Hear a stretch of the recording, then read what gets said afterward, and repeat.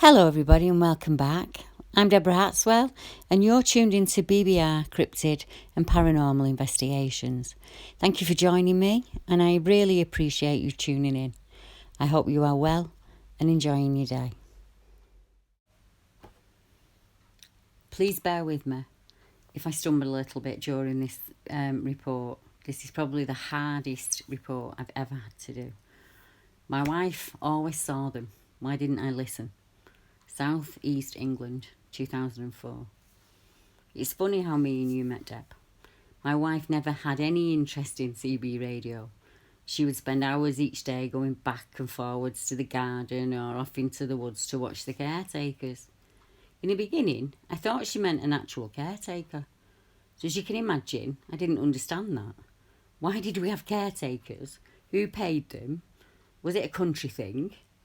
And my wife didn't understand my interest in radios, transmitters and receivers. We met in our early teens, and I was away in the army for most of our first decade of married life. The wife lived here in this house with her mum back then, and when her mum passed, we took over the house. My wife's family have farmed here for hundreds of years. And when I first moved in, I'll be honest, I didn't really take to the place. It's in the middle of nowhere. There was not much happening. It was a good 4 miles walk to the village, and that only had the one pub. But we managed somehow, and I was away for most of the early years, unless I was on leave. So the army is where I learned to fix and make radios, and that's where I got my love of them from. And it was doing that at night in one of the outbuildings which stopped me packing us up and moving us out years ago.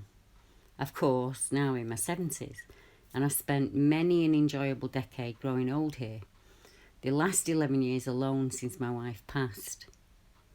I say alone, but I'm not the only widower on this property. I'll try and make this as short as I can. And for now, as you know, it's taken me a few years to come to terms with this. And so much has happened. But I'm not one for writing. It's much easier to talk to you over the radio or on the phone. Almost every day, my wife would leave half the eggs that the chickens or the duck laid for the caretakers. If the bushes fruited and she went picking, she'd only ever brought half home. Everything on that farm was used to its nth degree, so I couldn't understand her leaving food like that. It just didn't make sense. She stretched a penny well, did my wife. But in this respect, she would stubbornly say, you have to leave those for the caretakers. Over the years, I learnt to fish. It was my second favourite hobby. Before I started anything, my wife would split what we had and take half to the woods. And this really started to get on my wick. She'd take half of my catch each time. One day, about 4 years after I'd left the army, I asked her who the caretakers were. Who employed them? Like, did we pay them? Could I not do that work and save the money? She looked at me like I had 3 heads and said, can you not see them? I was dumbstruck. What, here now? I said in utter disbelief. But she said, no, like I was a child. When you're out on the land or when you're fishing, do you not see them? I had to admit that I didn't. And she seemed genuinely upset about this. I was a bit disturbed to see her this upset about some man who coppiced a few trees and kept the weeds down. What she told me next blew my mind. She explained that there were other families that shared the land. They lived in the woods and they fished in the rivers with their hands. They were a large group and they lived spread out over the woods, a few in each family. One group lived just after our pond, and that was the reason we leave that be and use a stream at the bottom of the spill, she told me. I asked her if she meant tinkers or homeless folk from the bombings, and she said no, and went on to explain they were like cave people or really clever apes. I was in utter shock. My wife said she had always known about them and that her mother and grandparents did too. The farm had never failed. Year in, year out, they did fine, and they were convinced this was because they shared the food on the land with the other families. Her granddad would be left brightly coloured feathers. if one of his prize ducks was taken.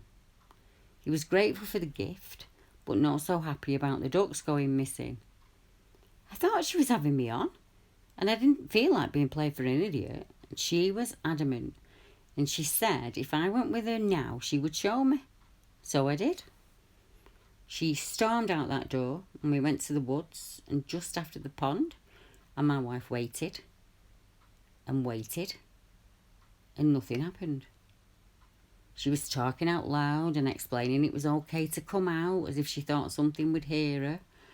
I was truly worried about her sanity, and then I dropped her clanger.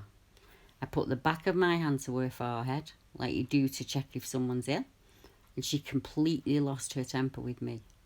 We had a huge argument that night, worse than any argument we have had before or since.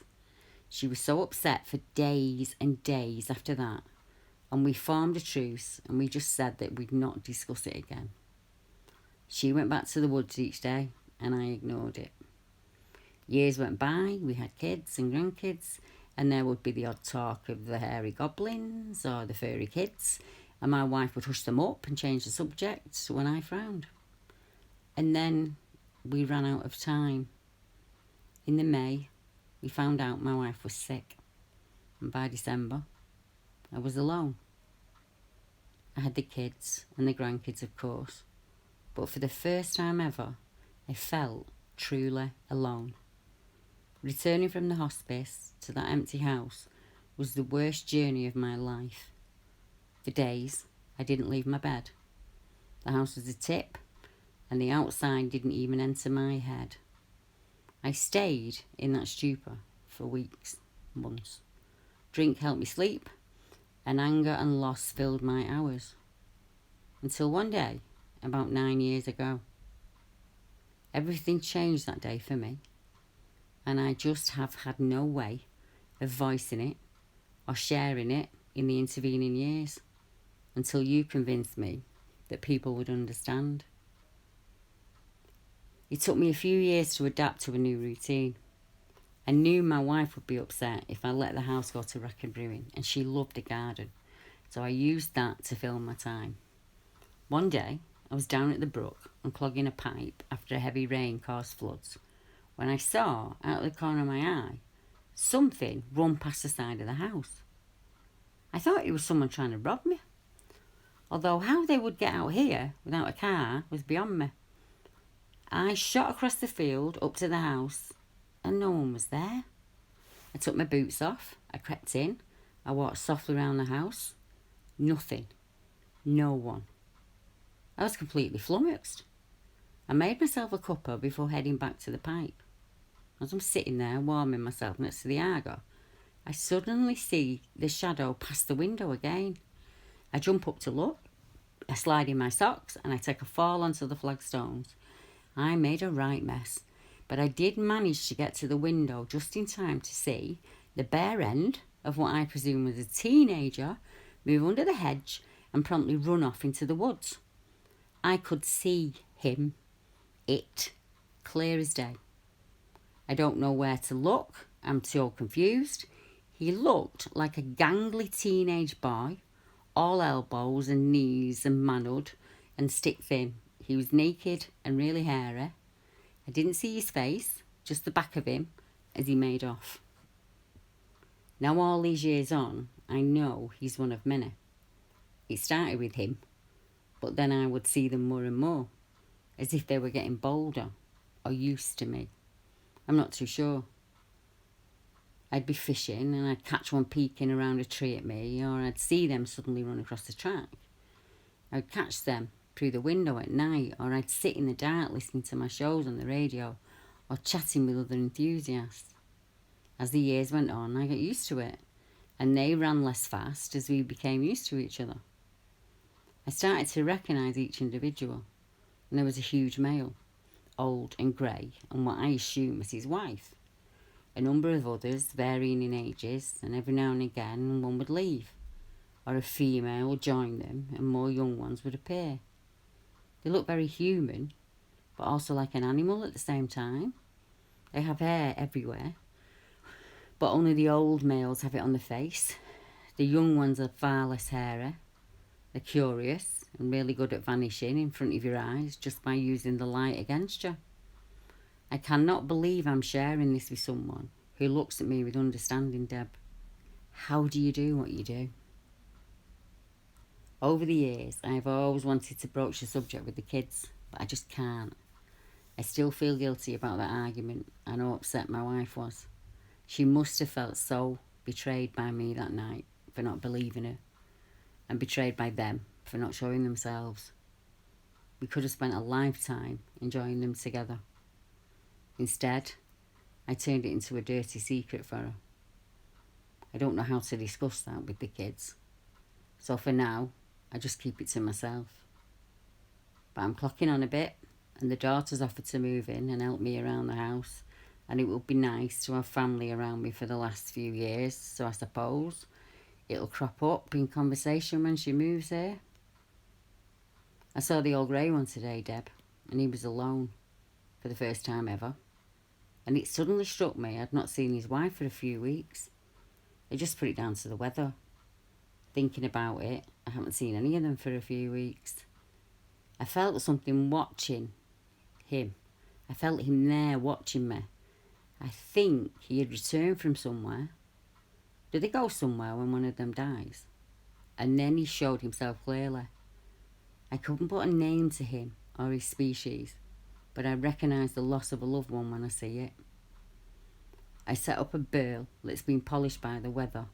I intended it for the house, but I put it next to the pond where I would see her picking rushes over the years. So he had somewhere to sit and remember her, as I did for my Lily. Thanks for tonight, Deb. I think, for the first time in years, I feel like I've let out some feelings that were crippling me on the inside. One day, and when I'm ready, I will share this, all of this, with people. But for now, I'm okay if you share this letter. Take care, Deb. Derek.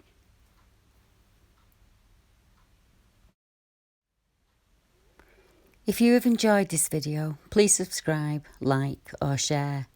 If you would like to join our community and help us investigate cases like these and others, or have a sighting experience you would like to report, or a case you would like us to look into, you can find my email address in the video description below.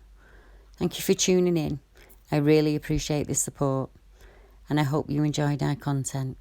Until next time, good night.